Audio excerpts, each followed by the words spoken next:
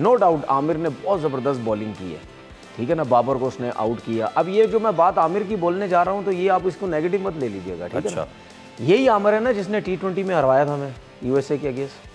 तो पास्ट की बात लेना, मेरी बात सुन, मैं उसके अगेंस्ट नहीं जा रहा, मैं बात कर रहा हूँ कि जहां पे आपने लास्ट विकेट आउट की मिचेल ओवेन को, आपने बोला ये आपने सिग्नल क्या दिया, अपने स्पिनर्स को सिग्नल दिया कि ये दिमाग इस्तेमाल करो कि उसको आउट कैसे करना है, ऑफ स्टंप से बाहर बॉल करो ना। सैम अयूब को भी कह रहे थे कि दिमाग से वो सिर्फ लेग स्टंप पे मारी जा रहा है, आप ऑफ स्टंप से बाहर करें।